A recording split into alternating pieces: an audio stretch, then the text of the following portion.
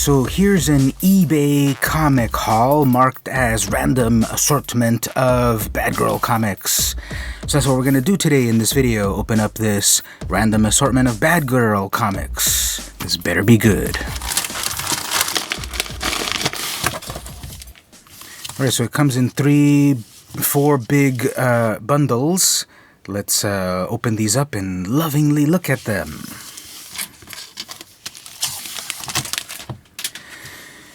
The first thing we see is Neera. So we'll look at the cover and then browse a little bit. This is from Entity Comics. I remember Entity. They're not really around anymore, right? This is from 1994. Ooh, it's got this classic 90s style. This sort of like amateur style that's way better than what I can do, but it's lower tier than what you would find from the other bigger companies. That looks like Zen Intergalactic Ninja. And it looks like Caitlin Fairchild from Gen 13. Alright, so then we also have a foil bit of treatment there. Love that. Definitely 90s. Great pinup. Crypt of Screams. No, wait, this is the back cover. Okay, here we go. Starring Sonia Devereaux. This is a recent one. This is from American Mythology Productions. This is obviously a takeoff on The Walking Dead #1, and this is signed. All right, I totally hit the jackpot with this comic. Don't know anything about this character. Starring Sonia Devereaux. Written by Nick Kapetanakis and Todd Livingston, Accidental Studios, 2016. So we've got some recent Bad Girl comics, I suppose, or is it Bad Girl simply because it's got a sexy cover? I don't know anything about this particular character, and I am seeing some sexy things here and there, I suppose, so I guess it does count under Bad Girls. There's zombies and lots of action. And then Vampire Academy #4. So I don't know anything about this character. Do you? Tell me in the comments. And a black and white piece. Okay. Starring Sonia Devereaux. Signed. Ooh, yeah. Warrior Nun Ariella. This is from Antarctic Press. Back in 1995 or so. 10th anniversary. This is issue #3. Now, is this the mini-series? I think this is from the original mini-series. The Ben Dunn Opus. Got a little bit of damage up on top here, but I already had a copy that was in mint condition. Oh yeah, it's that classic uncoated paper that don't touch it too long or that ink will rub off on your hands. Yeah, April 1995, and this is just a so-called early sort of Amerimanga style. Ben Dunn, of course, is American, but he loved the early anime style, and it really shows in his work. Mighty Tiny is one of my favorite under-the-radar works from him. You go check it out. It's just such a Miyazaki pastiche. And this one, it's nuns with guns and demons and all that good stuff. I just noticed it's also got the very edgy, all the gutters are black, so everything, it's on black printing, and then the art in between instead of white paper with white gutters. Just so much action. Look at those nuns go. Satanica. Ooh, yeah, this is the Glenn Danzig thing, right? This is from Verotic, that imprint from the 90s that was all about some of this, I don't know, what would you call it? Heavy metal, Glenn Danzig, Simon Bisley stuff. So Glenn Danzig, Duke Myton. This is probably the most TVMA comic that I'll have in this haul here. You definitely see it right away on page 1. This is July 95, first printing. So I never had any comics from Verotic. But now, when I was young in my first phase of comic book collecting, but I would see it from afar, and they would seem, wow, these are way too sexy and violent for me. I can't get them. I'm a good boy. But now that I'm a grown man, I can afford to indulge in the trash. So, excellent Photoshop work right here where you're blurring all the layers, and it doesn't look awkward at all. Early CGI. Yep, so pretty interesting, pretty grotesque. Putting the bad in Bad Girls, I suppose. Nothing in terms of Tim Vigil depravity, I suppose, but It has its charms. You have been warned. The ongoing series in 1995. And lastly, over here, this is from Yoei. I guess a subsidiary of IDW. Weird Love, number 19. Are these reprints from classic comics? So that's your boyfriend, eh? Just wait till I get her in the rink. He won't want her after I get through with her. Yeah, looks like it's reprints from vintage pre-code comics, romance comics. Yeah, there's a notation here, 1953.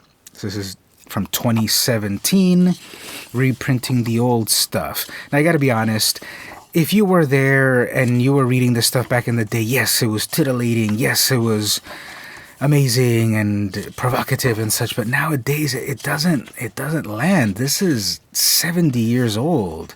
1953 was a long time ago, and this sort of fascination with trying to bring back these classic 50s pre-code things, unless it's the really shocking stuff, the horror stuff, this stuff just doesn't land. You know, this girl is saying, yeah, when I get her in the roller rink, she's going to pay. Like, I don't see anything at all. Nothing happened. They just thought about things and then it ended. And something even here with, okay, I guess they're wrestler girls and this one got tossed out of the ring. And it's some vague, light S&M stuff. It just doesn't hit. Like, I'm not interested at all, really, in reading any of this. It's an interesting historical capsule in the world of comics of the day, but this is just so passé. Sorry for those of you that like it. Moving on. The next bundle in here. Uncensored horror for adults, Inferno. Okay, I'm probably gonna have to cut most of this out of the video. Here's the cover, at least. This is from good old Aircel. So trashy. Let's see if you can see anything in this video. Okay, well, in the very beginning, it already starts off with nudity and violence, so I'm not really going to be able to show this one. This is from October 1990 with the really cheap newsprint. This is definitely going to rub off on your fingers. The ink, that is. Violent stuff and monster stuff. Hey, this kind of feels like The Shape of Water before it was The Shape of Water. And they're showing everything. Oh, here's that classic Vampire's Kiss. I got an issue or two of that. Bianca's Revenge is going on this one. And we'll just go on because it's not quite what I can show in the video. Hell Would Be a Vacation. Death World, classic science fiction from Harry Harrison, the creator of the Stainless Steel Rat. Coming in November from Adventure Comics. Oh, that was Peter Sue's comic that published The Adventurers and Quadrant and the like. Next up, we've got, Silver Sable. So, okay, I guess this counts as Bad Girl. Silver Sable, the Spider-Man character. Here we have her very own comic that lasted a long time. And that's the great thing about the 90s. Everyone got a chance to run their comic that no one was reading for a long time. And then, of course, we got some amazing gimmick covers.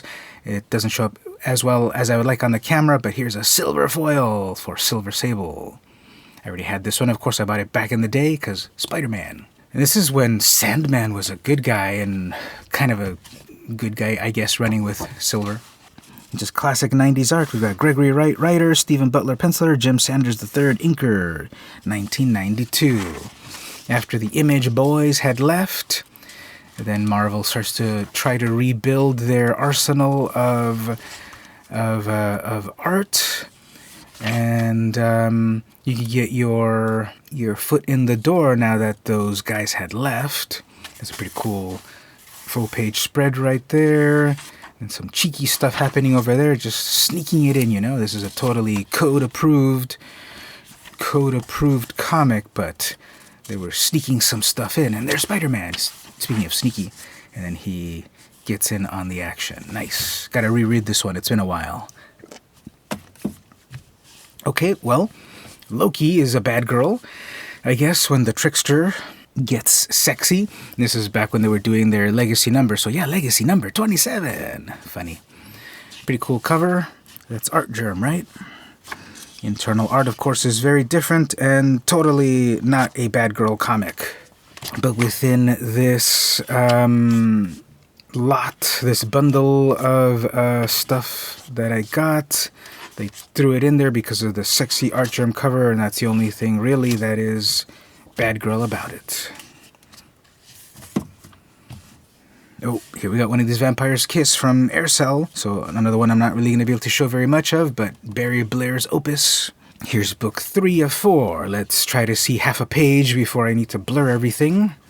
All right, not so bad here. Very good. Starting off from Malibu Graphics in 1991. Cheeky art going on. We've got a mixture of pen and ink and maybe even airbrush here and there. Very cartoony style.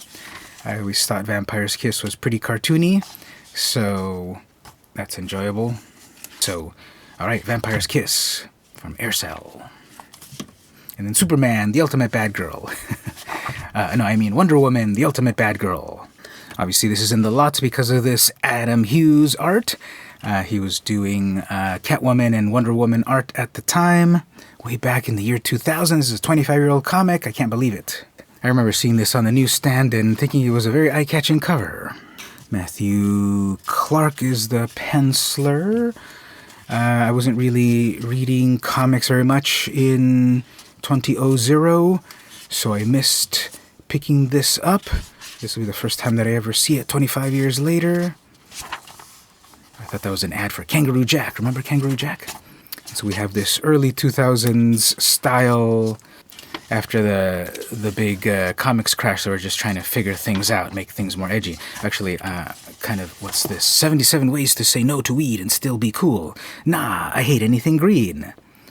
No, weeds are for whacking. No, I'm already weird enough. No, it'll violate my parole. Okay, I guess pause it there and get some great ideas that really help you stay cool while still saying no. All right, next comics. All right, two of the classic bad girls of the 90s, the ones that I think really defined the genre. We've got Evangeline and Glory, Rob Liefeld Creations from Maximum Press. Is this a whole... Yeah, this is a whole wraparound cover with is that chromium? A chromium wraparound cover. I love it. This totally is 90s. Wraparound cover, gimmick cover, bad girls. Take me back. This is issue number 1, so you can get in on the ground floor of the story. Now, one thing that I don't like about this gimmick cover is that it's just so hard to keep the book open. It really wants to fold over itself because the gimmick is just too powerful, including these Photoshop early computer coloring gimmicks. And of course, you got to throw in that cheeky art once in a while to catch attention. Hey, is that Troll from Image?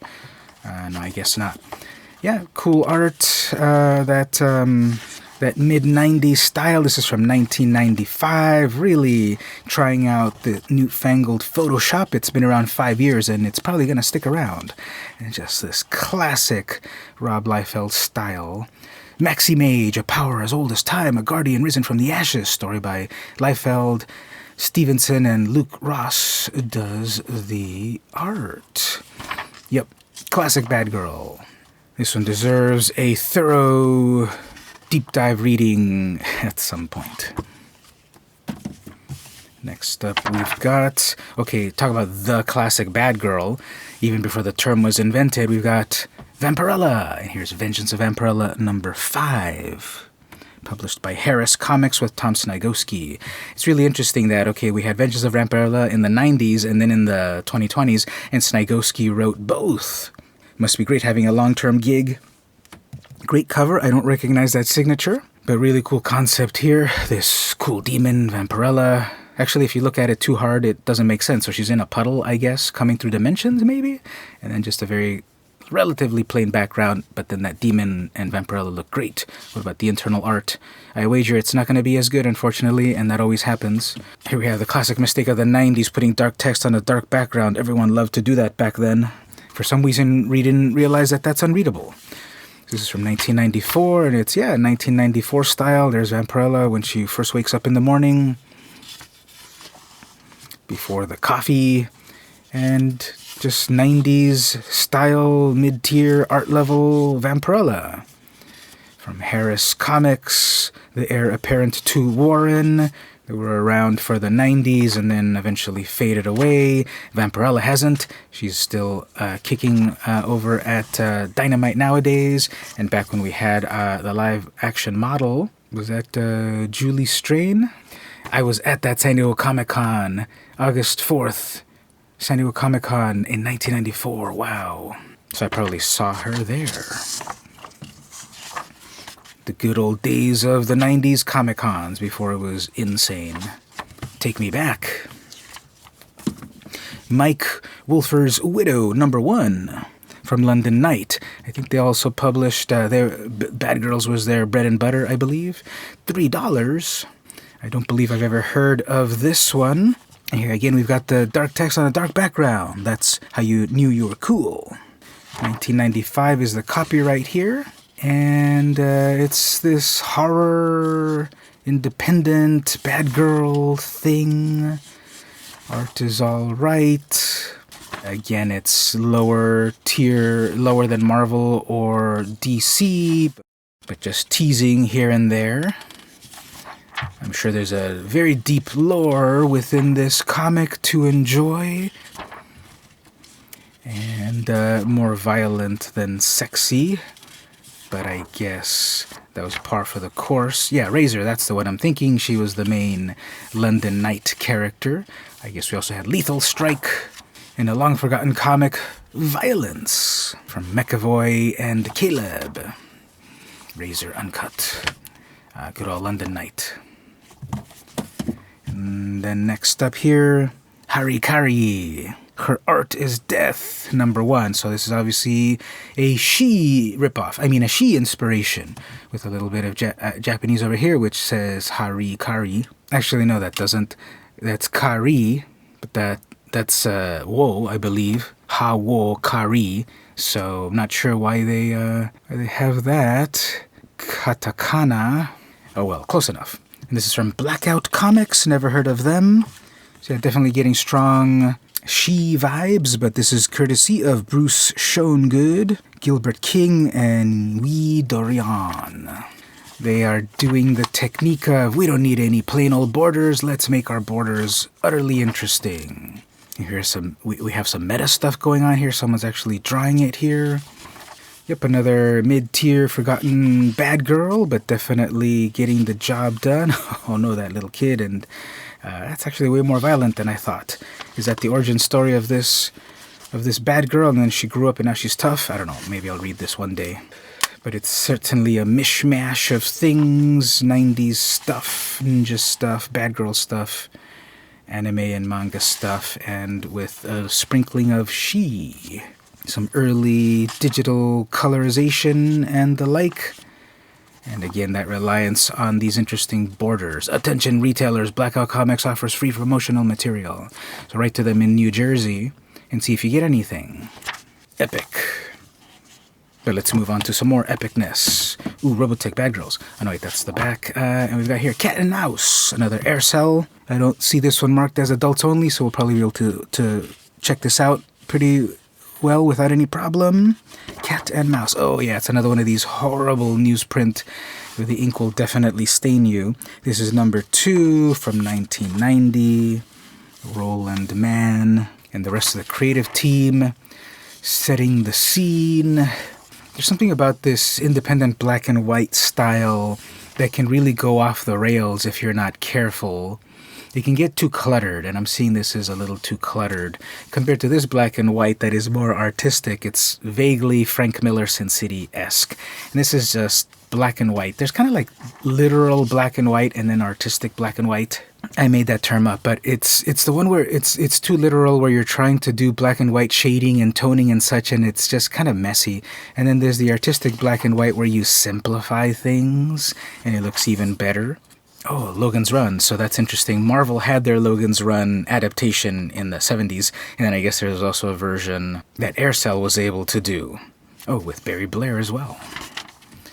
And so, yeah, not a lot of action on this cat and mouse.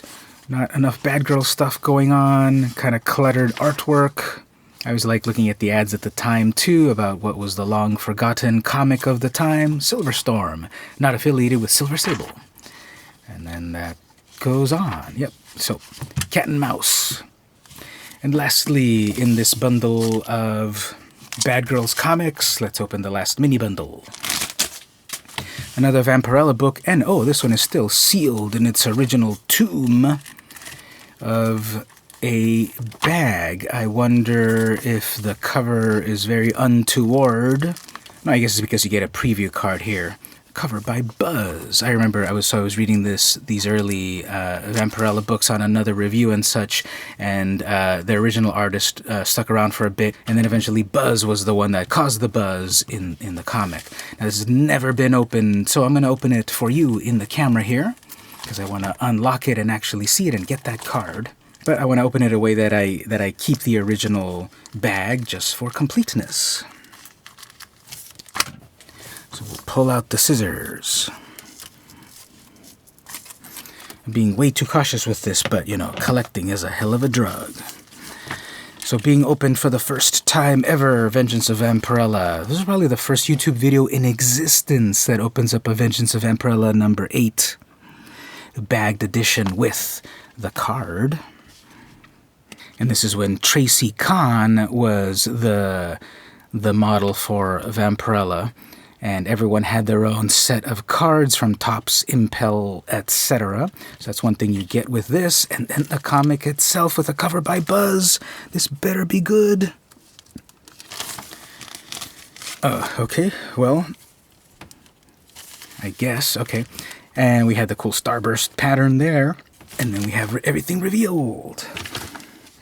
So, yep, this is similar to the other one that I saw in this video.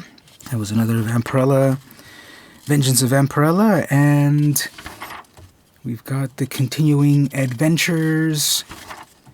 I always thought it was interesting how in modern Vampirella we mixed the modern times with Vampirella, which always kind of felt out of time, out of place. Oh yeah, remember that? The Vampirella and Shadowhawk, there were two, wasn't it? There were two, right? Vampirella Shadowhawk and Shadowhawk Vampirella with a couple of different arts. This one was the Mark Tex cover, I believe. Very mannered style, very cartoony sort of style, which really contrasts with the computer colorized art in the book itself. When you have these covers that really stand out, classic Adam Hughes, it really stands out with one style versus sort of like the mass-produced style. Obviously, this took time and effort to create, and all those Photoshop layers. It just feels kind of too sterile and mass-produced and too shiny. I never quite loved that style. You know, give me one of these Gonzalez styles, the Hughes styles, even this cartoony style. I like it a little bit better than this sort of trying to be too realistic style, which, I don't know, it doesn't quite work for me in this, you know, very cartoony style here. Who did this style? It seems very familiar. I think there's Chiodo. Oh yeah, I think I did an unboxing of the Vampirella foil editions, a couple of them, a few years ago. Go check that out on my channel. And then it ends. Before the Dracula War, Vampirella Zero with Palmiotti and the rest. All new on sale December. Now that's putting the bad in Bad Girl. Moving on. Okay, this is a much more modern one. We already have something about 4K Ultra HD Blu-ray, and we've got, okay, Punchline. Gotham Game number 6. Do we count Punchline as a bad girl nowadays? Derek Chu cover. I love his style. I believe that's Derek Chu, right? And yeah, he's got this cartoony style, this modern style. And so this is pretty cool to have all of the various characters. Can you name them all? Penguin, Joker, etc. And so Punchline, remember when she was the #1 hottest thing in the world of comics a few years ago?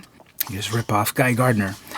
And so, yeah, after Harley Quinn went off into her own world and Punchline came in, and I don't really know anything about her. I kind of missed all the hype train, but I know she was the darling of the world of comics for a time.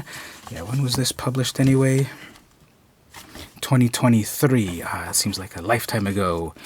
That was when the comics boom was still going on. The COVID comics boom, when we were all stuck at home and we had nothing to do except buy comics. For the younger comic collectors, they'll look back on those times in reverence. What about you? Did you go overboard with comics during the COVID times? Will you one day look back and say, yeah, back in my day we had Punchline? Of course you will. Okay, moving on. Okay, we got another Vampirella. So I got 3 issues of Vampirella within this lot. This is before Buzz got onto it. I think I already have this issue, perhaps. Seems a little familiar.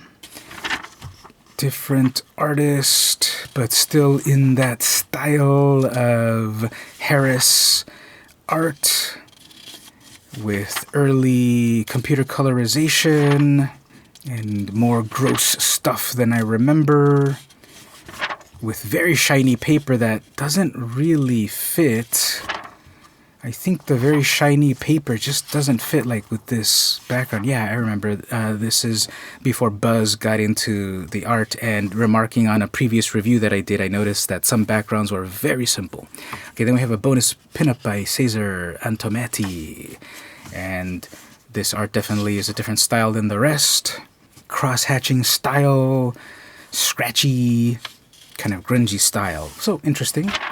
I love getting the extra stuff, extra posters and the like. Value added to the comic. Oh, that's more violent than I remember. So yeah, Vengeance of Vampirella, number 3. Meet Vampirella in person and get your autograph in blood at that Comic-Con.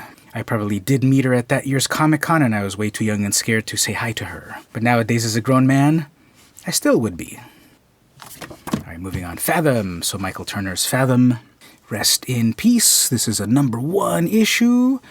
I don't know the whole provenance of Fathom, if this is the very first appearance, or this is just one of her number 1s, and she appeared elsewhere.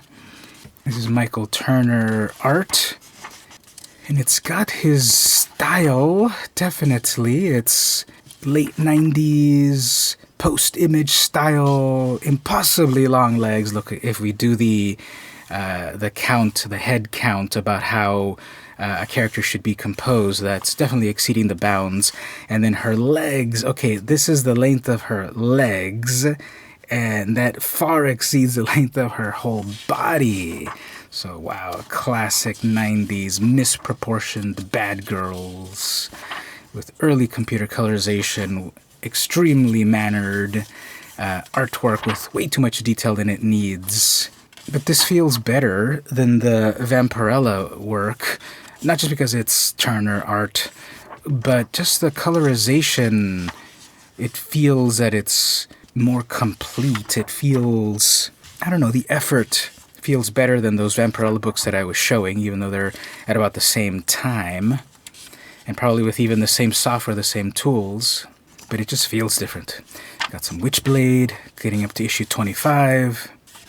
Issue number 2, we've got Tau and Stone. Oh, Will Sportaccio working on that. Super rare premium Silver Nottingham. An utterly rare character that's so rare that no one's ever heard of this.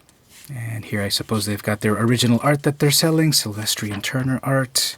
Silvestri, of course, doing the darkness. TV rots your brain, so instead read comics. I totally agree with that. I need that on my wall. Oh, got some Joe Benitez going on back then. Ending there. Again, the very last book of all in this Bad Girls comic lot. Oh, classic Donna Matrix. The computer-generated comic from Mark Sains. The one that brought us Shatter, the world's first computer-generated comic in the mid-'80s.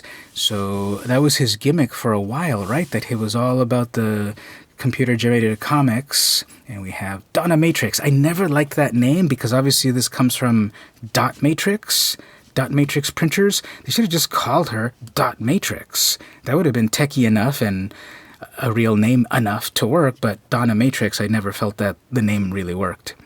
Anyway, Built for Pleasure, Programmed for Destruction. She's the perfect killing machine. Action-packed first issue.